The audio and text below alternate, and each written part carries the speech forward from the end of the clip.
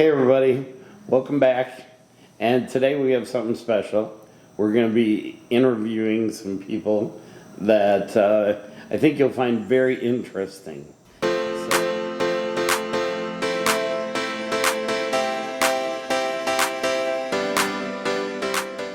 Hey everybody, this is Dave from Day One RV, and today we're going to talk about Bay Hideaway Campground.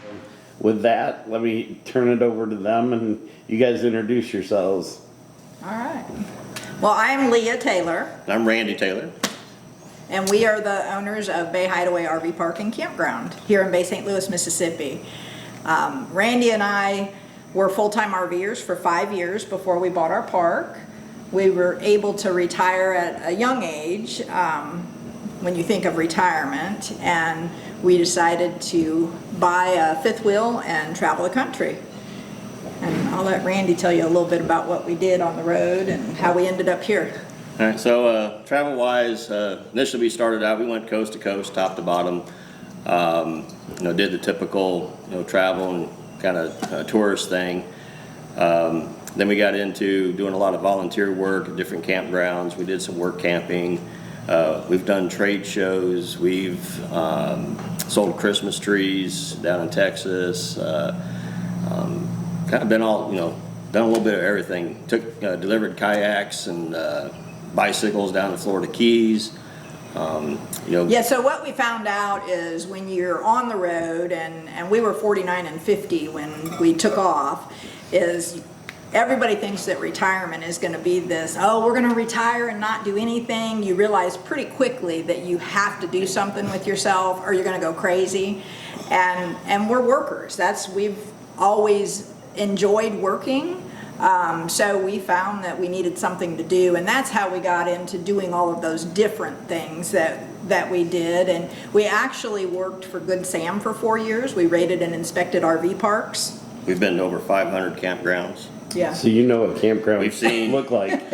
We've seen the good, the bad, the ugly, and the really ugly. Yeah. We've seen them all. That's why when people come to our park and they always comment on our bathrooms, we rated and inspected bathrooms. We know what a bathroom should look like. Yeah. So, we have a high standard. We do have a high standard, but one day Randy said, we should buy a campground. And as is typical with everything that we do, it's just a wing and a prayer, and I said, okay. And that's how we That was your first mistake. Was it before or after Katrina? Katrina was in 2005, so it was long after Katrina. We closed on the park in January of 2019. January 3rd, I think, is what the actual date was. And we were in the park from the end of November so for a month, we were in our coach in the park. And we were here as campers, and we took over on the 1st of January and closed on January 3rd. So we started with a snowbird season, and it's kind of like having two campgrounds here. People will always say, well, what's it like? Or campground owners, we know a lot of campground owners, and the ones that are up north, they go by the season. They know that they're going to open May 1st, and they know that they're going to close October 15th or whatever those dates are, and it's kind of a countdown. In fact, today in a group there's park owners saying today's our opening day, and everybody's getting ready, and we're like, yeah. Today's the day that all the snowbirds pull out, and now we will flip over to a summertime park where we have a lot more weekenders and vacationers, and the bulk of our business comes out of Louisiana in the summertime. Oh. And so that's basically from April to November 1st, and then the snowbirds start trickling back in, and they're here for the winter. Yep. So why did you decide to buy this campground? Well, once we got the crazy idea to buy a campground, it's like, well, where do you locate? And we had different items, in the check boxes that you wanted to meet. We decided we wanted to be in the southeast. We wanted to be close to water.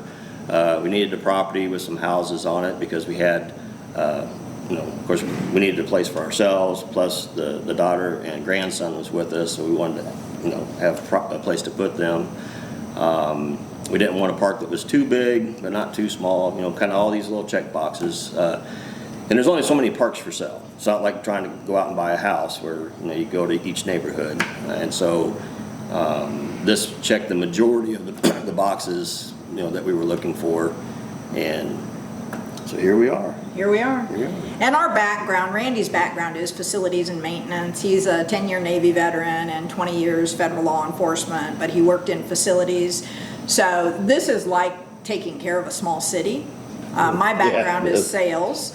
So the two things together combined, a lot of people are like, we want to buy a campground when we retire, and we kind of chuckle because it is 365 days a year. It's a lot more work than most people think. Yeah, it is. It's definitely, we don't often get away from the park, so we were okay with that. We did all the traveling, so we knew what we were getting into, working with so many park owners through the other jobs that we had had in the past. So I don't think really anything surprised us.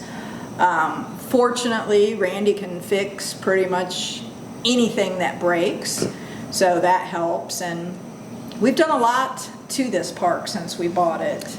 Yeah, we've, of course, we started providing propane cells here, put in a dog park, we did some paving of the roads, added 10 new sites, upgraded the Wi-Fi from, when we bought the park it was DSL, we actually have a dedicated fiber line that comes into our park, and we're continuously updating that.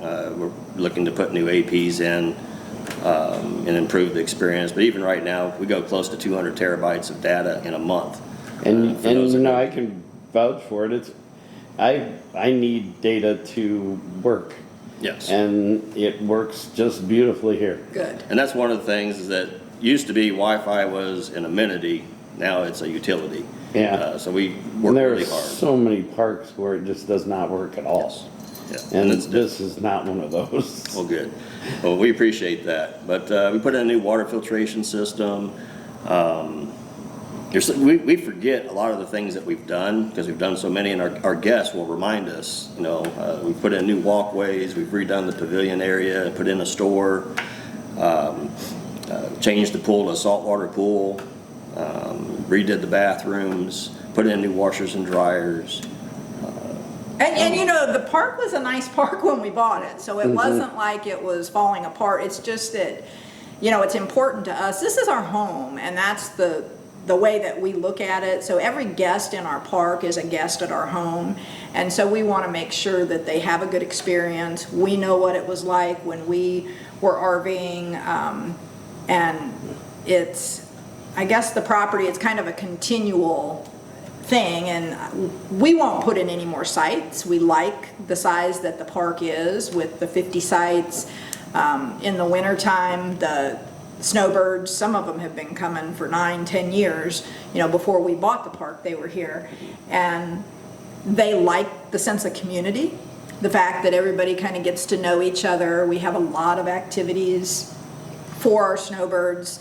There's a lot of activities outside of the park that snowbirds do together as well, so it's not just in the park. But even inside the park this year, we had yoga, we had line dancing, we have bingo. We do ladies' luncheons, men's breakfast, potlucks, the tailor feeds where we make a particular meal that we'll provide to the guest at the park. And it was the first time I've ever had rabbit before, and it was really pretty good. Good. I'm glad you enjoyed that. Yeah. Trying to think what else. So we do, and then in the summertime, on holidays and weekends, we'll do a lot of activities too. We may have a cornhole tournament. If the guests want to do a potluck, then we'll do an impromptu potluck here at the park. We do trick-or-treating for Halloween. Yeah, trunk-or-treating. So Easter egg hunt. Definitely is a different park in the summertime. Like I said, it's more of a weekenders, vacationers. You'll see more kids. Lots of grandparents with kids. The beauty of our park is they feel like they can let the kids go, and they feel like they're safe here. We keep an eye on what's going on the property. It's a very quiet park. We're not, it sits back about a quarter of a mile off the road, so there's not any traffic. And as long as the kids stay back in the park, we're on 22 acres. We've got walking trails. You know, you can get the kids outside and try to get them unhooked from. Yeah. On the flip side, you're 4 miles to the beach. So We're 4 miles to everything. we're 4 miles to everything. Walmart, Walgreens. So you can go out and do the busy stuff, you know, in the town, 40 minutes to the French Quarter in New Orleans.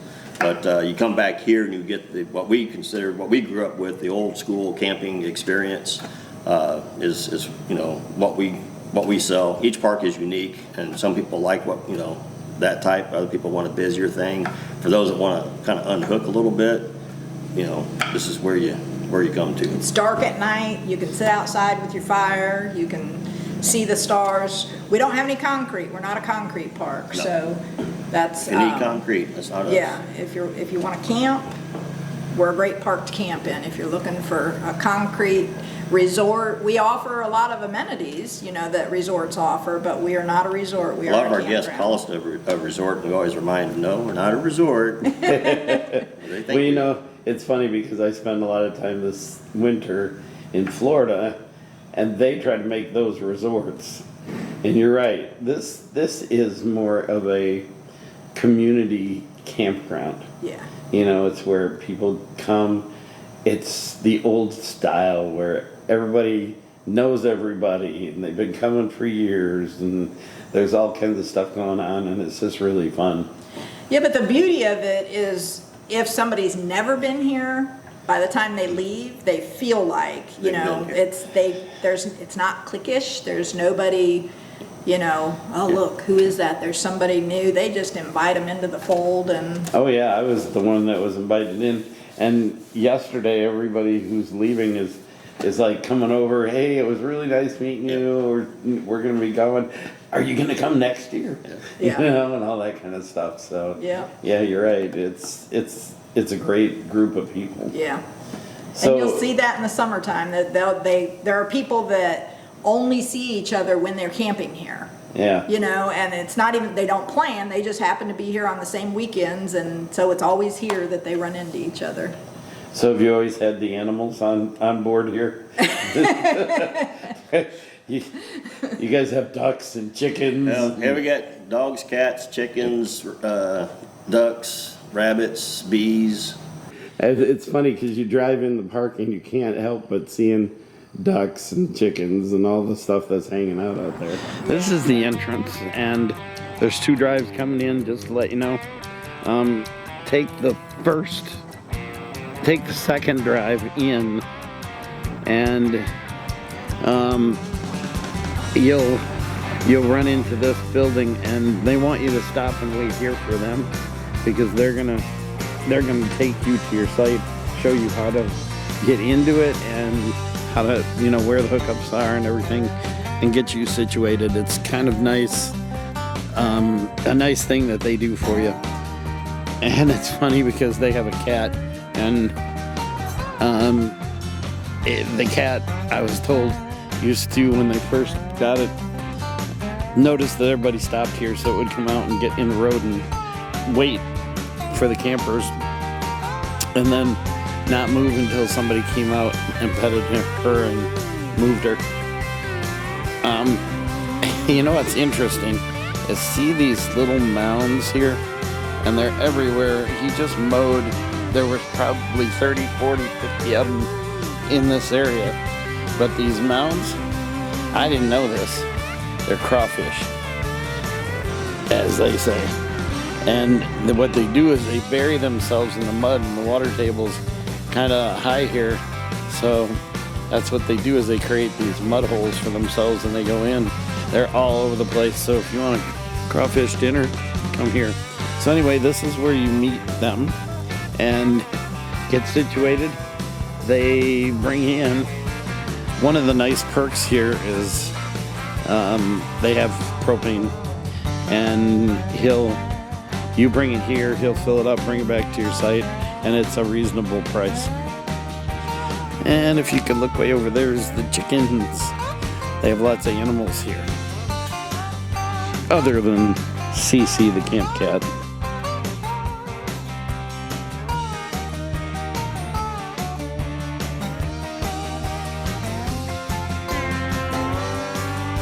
They have added a dog run, which is just awesome.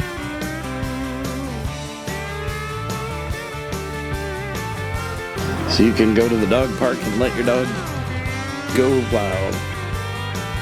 They have ducks up here, and they're usually right in this area because there's some water in the trees back there, but they're kind of late, so they're probably here. But this is the first camping area, and one of the things you'll hear them say is they're not a cement campground.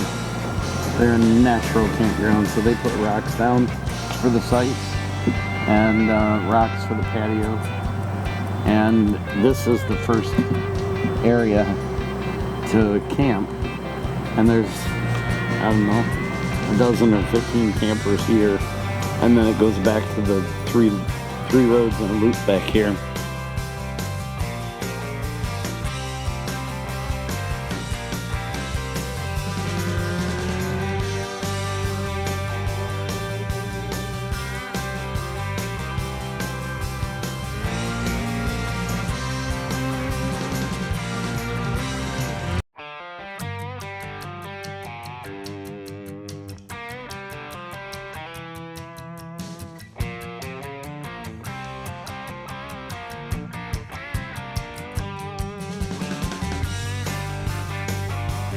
Here we're coming up to the loop. What's interesting is right now, or not all, but most of the snowbirds left today. And they're working their way north.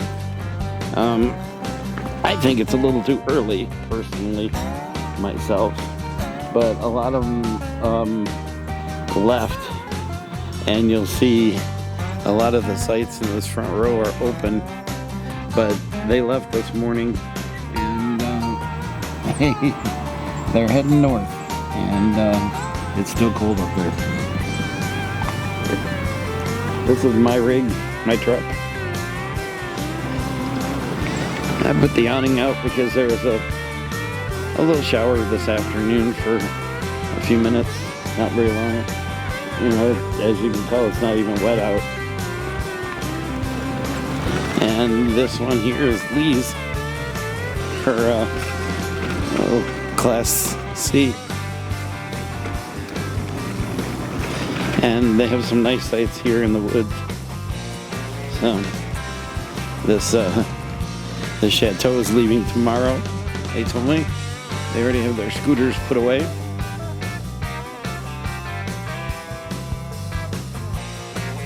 A lot of people spend 3, 4, 5 months here in the winter. The winter weather here is very nice. It's just, I don't know, it's moderate. It does get a little cold, but it's a really nice environment here. They have trails here to walk. They have a playground for the kids. I'll show you in a minute. They have a pool and a common area and a really nice bathhouse. This is really a pretty fun area. I don't know about you guys, I haven't seen high-low in years. The back row is against the woods back there. And like mine is here. We all have our own fire pit and picnic table and patio and room between the campers.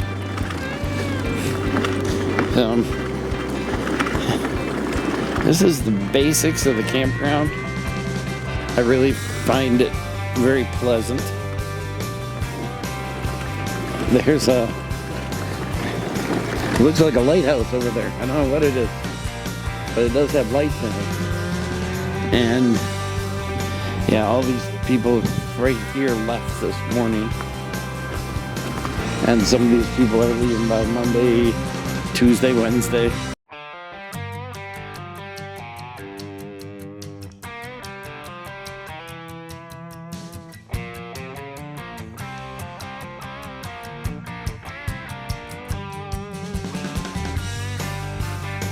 Yeah, there's the lighthouse. There's the kids' playground. And I'll show you the common area. So this is the way out. You do the loops, and there's one road in, and there's a road out. And this road out goes by the playground. It goes by where the trash is, which is very convenient. And bathhouse, which is very nice. And the bathrooms are very nice. And the laundry facilities here in the middle, very nice. They have 3 different sizes. Different size washers and dryers and stuff in there. Yeah, they have 3 different size ones. Hey.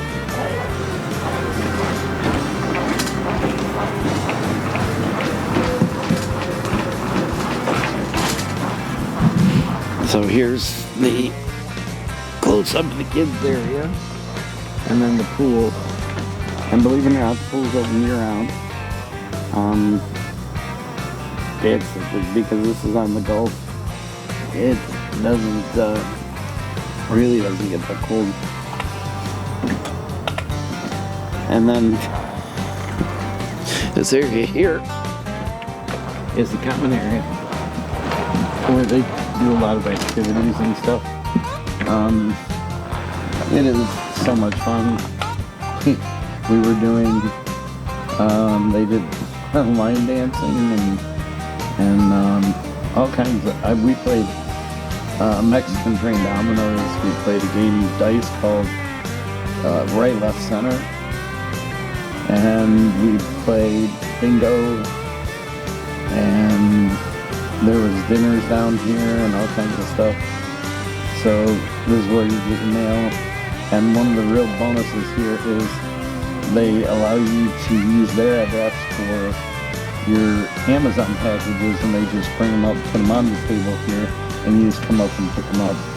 That works to me so far. One of the best ways to do it that I've seen in the campgrounds. So this is just kind of a quick walkthrough of the campground, and I really appreciate the fact that Randy and Leah took the time out of their day to talk to us about it and their past. And it's interesting that they were full-time RVers, so they knew what they were doing, and then they were also inspectors. And they did all kinds of stuff around the camping industry, and they know what they were doing, so they knew what to pick and what not to pick to do around this campground, and how to keep it natural like they did. And like he said, it's not a cement campground. And then you can edit all the mess ups out.